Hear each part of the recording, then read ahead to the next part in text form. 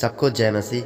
आज हम बात करेंगे इब्राहिम का पुत्र, इसहाक के पुत्र तथा याकूब के बारे में। प्रियो, आप जानते हैं जैसा कि बाइबल में उत्पत्ति की पुस्तक 28 अध्याय में ये घटना को जिक्र किया गया है ना।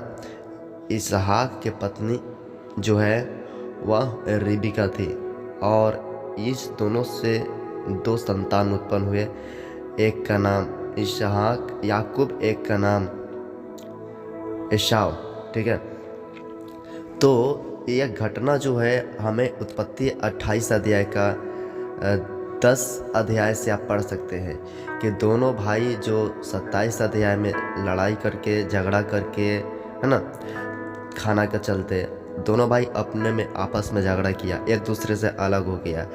फिर हम पढ़ते हैं परमेश्वर का जन्म याकूब का स्वप्न के बारे में पढ़ सकते हैं। याकूब परमेश्वर के जो डर और भय और माँ का आदर करने वाला था, परमेश्वर उसको स्वप्न दे रहा है क्योंकि वो अपने भाई से लड़ाई करके मामा के घर भाग रहा है, क्योंकि उसके माता ने उसको सिखाई थी कि तुम अपने मामा के घर चल जाओ, जब तक तुम्हारा भाई का गुस्सा क्रोध ठंडा ना हो जाए तब तक तुम वहाँ से ना आना।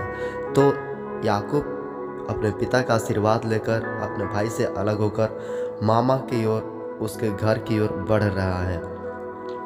तो हम परमेश्वर का वचन को पढ़ सकते हैं याकूब की कहानी के बारे में। उत्पत्ति 28 अध्याय 10 वचन से, याकूब बेरशेबा से निकलकर हारान की ओर चला और उसने किसी स्थान में पहुंचकर वहीं रात बिताने का विचार किया, क्योंकि सूर्य अस्त हो चुका था।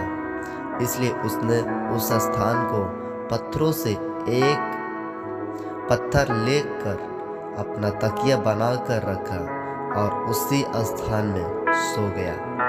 12 वचन प्रियो पढ़ते हैं, तब उसने स्वप्न में क्या देखा कि एक सीढ़ी है ना पृथ्वी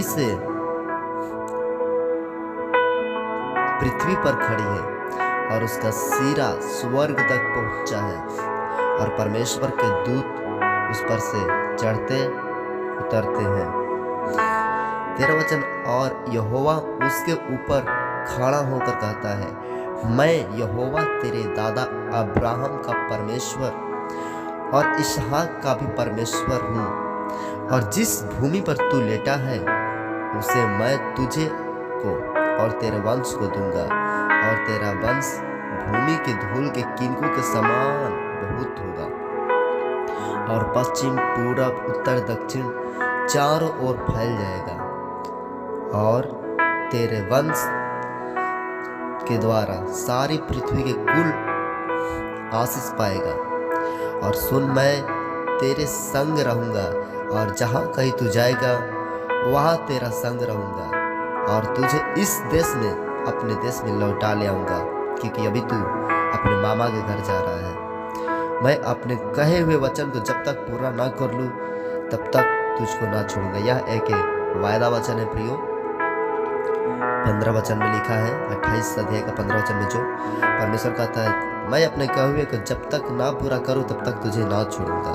ये परमेश्वर आपके लिए भी वायदा दे सकता है जब आप इस वचन को आत्मा में पढ़ेंगे। तब याकूब जाग उठा, 16 वचन, और कहने लगा, निश्चय इस स्थान में यहोवा है और मैं इस स्थान को न जानता था। और भय खाकर उसने कहा, यह स्थान क्या ही भयानक है, यह तो परमेश्वर का भवन को छोड़ और कुछ नहीं हो सकता है, वरन यह स्वर्ग का फाटक अर्थात द्वार ही होगा। भोर को याकूब उठा और अपना तकिए का पत्थर लेकर खंभा करके खड़ा किया और उसके सिर पर तेल उंडेल दिया और अभिषेक किया। उसने उस स्थान का नाम बेतेल रखा, पर उस नगर का नाम पहले लूज था। तब याकूब ने यह मन्नत मानी, यदि ये परमेश्वर यहोवा मेरे संग रहकर इस यात्रा में मेरी रक्षा करे और मुझे खाने के लिए रोटी और पहनने के लिए कपड़ा दे, और मैं अपने पिता के घर कुशल क्षेम अच्छा तौर से लौट आऊं, तो तब ही यहोवा मेरा परमेश्वर ठहरेगा और यह पत्थर जिसका मैंने खंबा खड़ा किया है परमेश्वर का भवन ठहरेगा, और जो कुछ तू मुझे दे उसका दशमांश मैं अवश्य ही तुझे दिया करूंगा। प्रियो, जब इस अध्याय को हम पढ़ रहे हैं तो आप इस अध्याय को किस रूप में ले रहे हैं, क्या समझ रहे हैं?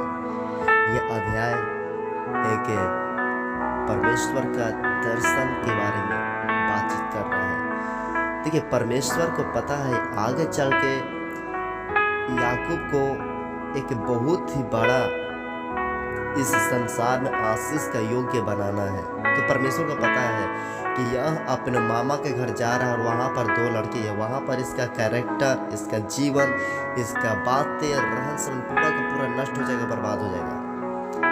और अभी अपने भाई के साथ लड़ाई करके निकला है घर से और मामा की ओर जा रहा है।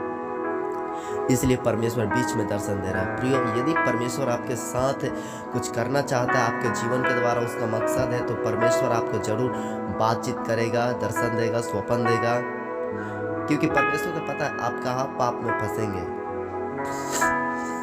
और इसको दर्शन पाने के कारण इसके माता पिता, इसके दादा, है ना, परमेश्वर के दर्शन में, परमेश्वर के भय में, परमेश्वर के वायदा में, परमेश्वर के वचन में, परमेश्वर की उपस्थिति में, प्रार्थना में, परमेश्वर की संगति में, परमेश्वर के साथ चलने में कोई कसर नहीं छोड़ा। और ये लोग आत्मिक व्यक्ति परमेश्वर के चुने हुए प्रजा के रूप में, चुने हुए जन के रूप में जीवन को बिताए थे। इसलिए परमेश्वर इब्राहिम को, इसहाक को, याकूब को, यीशु को, सबको दर्शन लगातार बारी बारी देते आया।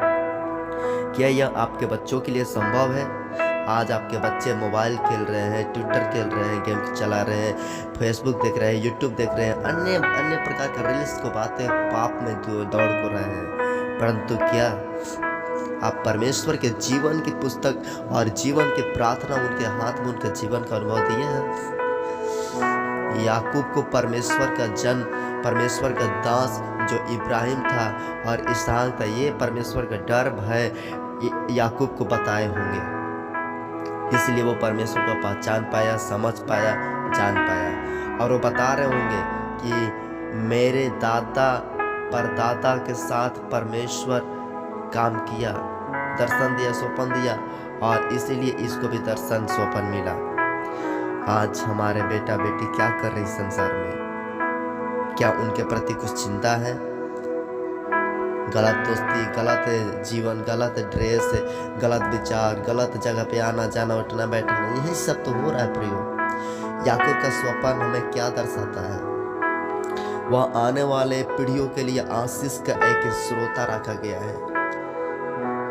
याकूब जैसे दर्शन पाया परमेश्वर का, परमेश्वर से कह रहा है कि मैं तुझे भविष्य के लिए इतना बड़ी आशीष दे रहा हूँ। आज हमारे बेटा बेटी जब तक प्रार्थना नहीं करेगा, गीत नहीं गाएगा, उपवास नहीं करेगा, चर्च नहीं जाएगा, तो भविष्य में शराब ही तो कमाएगा सर, भविष्य में बेरोजगार ही तो होगा, भविष्य में पापियों का संग ही तो बैठेगा, भविष्य में रोगों के साथ ही तो जीवन बिताएगा।